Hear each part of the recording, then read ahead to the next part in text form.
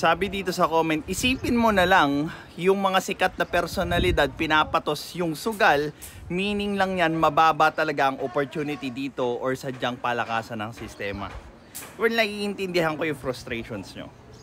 Kaya nga sinasabi ko, may different categories ng pagkita ng pera. Mahirap, madali, nakakasama, nakakabuti. Ngayon, yung dalawang combination ng mahirap tsaka nakakabuti, yan yung pinaka-ultimate goal ko. Gusto kong magkaroon ng legacy na kung saan hindi lang ako yung mayaman, kundi pati yung ibang tao. Useless yung kayamanan ko kung nakikita ko, or yung dahilan kung bakit ako mayaman, yung paghihirap or pagbagsak ng ibang tao. Well, the chances of me failing is great. But I'd rather fail knowing na ginagawa ko yung makakaya ko kesa pumunta ako doon sa madaling paraan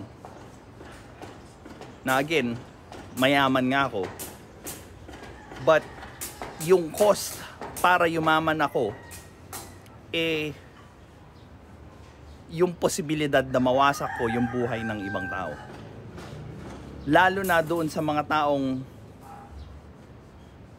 hindi nga alam kung paano tumatakbo yung buhay. Kasi unang-una yun naman yung main purpose ng channel ko. To actually teach people, to make them better.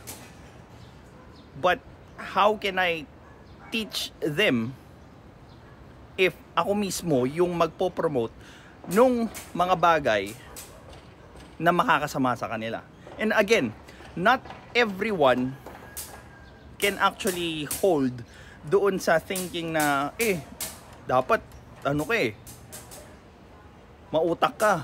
Alam mo nang sugal yan, pinopromote, wag mo nang kagatin. Sadly, that's not the case for everyone. Sabi nga dun sa kanta, di ba? I decided long ago never to walk in anyone's shadow. If I fail, if I succeed, at least I lived as I believe. No matter what they take from me, they can't take away my dignity. This is Pinoy Extreme. Laban lang. Have a good day.